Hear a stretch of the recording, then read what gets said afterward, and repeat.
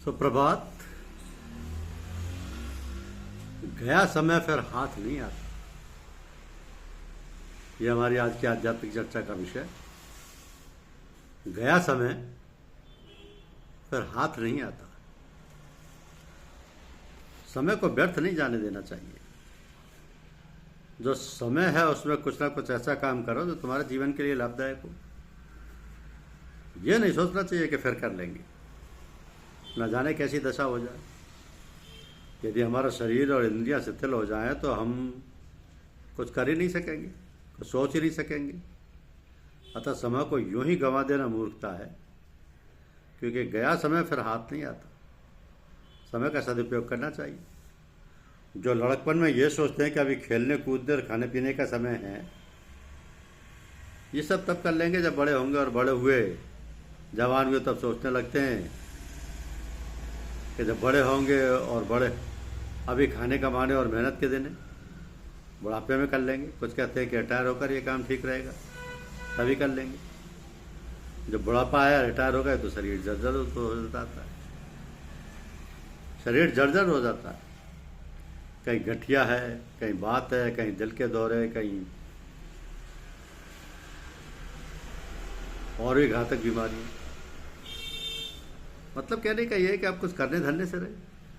अब तो बैठे बैठे झीकते कि ये नहीं किया, वो नहीं किया, और किसी ना किसी प्रकार से दिन पूरे करते। तो खूब सोच समझ लो कि कुछ करना है। अगर कुछ करना है तो बस अच्छे जवानी के दिनों में ही कर डालो, वरना पीछे पछताना पड़ेगा। आप लोग खूब सोच समझ कर देख लो, और अपने घरों में बूढ़ों को देखो कि उनका जीवन कैसा है। कोई आपको ऐसा मिलेगा जो बुढ़ापे में कुछ कर धर सके, पर तो शरीर अशक्त हो जाता है, मन तेज चंचल हो जाता है, क्योंकि इंद्रियां शिथिल हो जाने के कारण कुछ काम तो कर नहीं सकती। बस दूसरे लोगों को देख देख कर बैठे ताकते रहते हैं, और उस प्रकार मिजाज चिड़चिड़ा हो जाता है। लड़कों, बच्चों, बहुओं को दिन भर डांटते फटकारते रहते हैं। ज़्यादा बना तो थोड़ा बहुत टहलाए, 1-2 किलोमीटर। कुछ और हुआ तो कुछ सौदा वगैरह ले आए, और उतना करने पर अपने को बहुत तीस मार का समझने लगते हैं। लेकिन तो असल बात है, असल कमाई है अध्यात्म की, परमार्थ की, पारलौकिकता की, वो नहीं कर पाते। वो हो भी कैसे? जिन कामों में जिंदगी गुजार दी, दिन रात उन्हीं में लगे रहे, तो उन्हीं कामों का दिल दिमाग पर असर पड़ा और उन्हीं की आदत बन गई। अब जब शरीर शिथिल पड़ गया, इंद्रियां बेकार हो गई, तो फिर कोई नया काम कैसे करें? न रुझान ही उधर होता और न शरीर ही, इंद्रियां ही कुछ कर पाती हैं, और जीवन यूं ही व्यर्थ चला जाता है। इसलिए कहते हैं कि गाफिल तुझे घड़ियाल ये करता है मुनादी, कि गर्दू ने घड़ी उम्र की एक और गवा दी। घंटे बजा करते हैं कचहरियों में, दफ्तरों में, खजानों में कि 1 बजा, 2 बजा इत्यादि। उनसे नसीहत लेना चाहिए कि हमारे जीवन की घड़ियां एक एक करके गुजरती जा रही हैं, और अब बिना आध्यात्मिक कृपा के, बिना ईश्वर भजन और चिंतन के ये व्यर्थ जा रही हैं। तो अपने को चेताना चाहिए, होश में आना चाहिए अपने आप में कि हमारा सारा जीवन सांसारिक कार्यकलापों में बीता जा रहा है। यहाँ 24 घंटे हम खाने कमाने, बीवी बच्चों को पालने पोसने, दुनिया के कामों में खर्च करते हैं। वहाँ कुछ समय कम से कम 1-2 घंटे ही सही भगवत भजन, भगवान का चिंतन मनन कर लें, जिससे हम भविष्य में मनुष्य जीवन प्राप्त करें। क्योंकि मनुष्य जीवन ही में परमार्थ की कमाई हो सकती है, और जितनी योनियाँ हैं वह सब भोग योनियाँ हैं। अतः यदि हमने मनुष्य योनि में आकर कुछ कमाई ना की, तो न जाने किस योनि में जाकर भटकना पड़े, सो भी न जाने कितने दिन। तो सोचो समझो और कुछ कमाई कर लो, अभी समय है। जो समय गुजर गया उसकी चिंता छोड़ो, जो समय है उसका सदुपयोग करो, तभी मनुष्य जीवन की सफलता है, वरना जो और प्राणी सो हम। तो कहा गया है कि आहार, निद्रा, में भय और मैथुन, ये चारों बातें मनुष्य और पशुओं में एक समान हैं।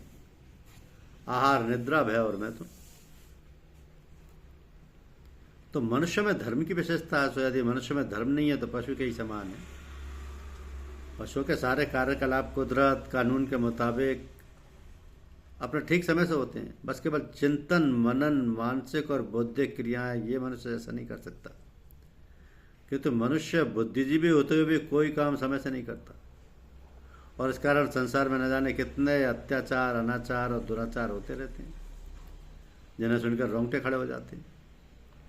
इसलिए महापुरुषों, संत और महात्माओं ने मनुष्य जीवन को सुचारू रूप से चलाने के लिए धर्मशास्त्र का सृजन किया कि जो मनुष्य धर्म के मार्ग का अनुसरण करते हैं वे सत्य मार्ग पर चलकर अपने अपने परिवार का, समाज तथा देश का कल्याण करते हैं।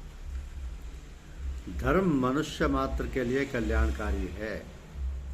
धर्म किसी देश, जाति तथा काल के लिए अलग अलग नहीं है। जिस धर्म की हम बात कर रहे हैं वह सार्वभौमिक धर्म, जिसमें देश, काल और जाति का बंधन नहीं है, वो तो सबके लिए, बालक, युवा, वृद्ध, स्त्री, पुरुष, हिंदू, मुसलमान, ईसाई, बौद्ध, जैन, सबके लिए समान है। ऐसे धर्म का पालन करना मनुष्य मात्र का परम कर्तव्य है और निरापद है। धर्म का सीधा साधा अर्थ है जिससे मनुष्य अपना और संसार के प्राणी मात्र का लौकिक और पारलौकिक अभ्युदय कर सके। तो ऐसे धर्म के 10 लक्षण मनु जी ने बताए। धृति, क्षमा, दमोस्तेय, शौचमिंद्रिय निग्रह, धीर विद्या, सत्यम, क्रोधो, दशकम धर्म लक्षण। ये 10 के 10 लक्षण धर्म में पाए जाते हैं। लेकिन धर्म के मार्ग पर चलते चलते हमें अपना मुख्य उद्देश्य नहीं भूलना है, क्योंकि समय तो निकलता जाएगा। समय कभी रुकता नहीं, अपनी गति से चलता है। इसलिए आवश्यक है कि हम अभ्यास करें ऐसा जैसा हमारे गुरुदेव ने बताया है। जैसा प्रेम वो दूसरों से करते हैं, जैसा ख्याल वो दूसरों के लिए रखते हैं, वैसा ही हमें भी करना चाहिए। वही तो हमारे साकार रूप इष्ट हैं। विचारें कि वो बातें हमारे अंदर आई कि नहीं। अपने सत्संग के ऐसे सत्संगी से कहीं हम दोषारोपण के बीच तो नहीं बो रहे हैं, उनसे दूरी तो नहीं रख रहे हैं। वो भी हमारा भाई है। उसके लिए अपने इष्ट से प्रार्थना करें, प्रेम के जज्बात से उसे सराबोर करें, उसको अपने इष्ट के दर्शन करें, तभी तो प्रेम पल्लवित होगा एक दूसरे से, और हम अपने गुरुदेव के बताए हुए मार्ग पर अग्रसर होंगे तो सत्संग में 4 चांद लगा देंगे।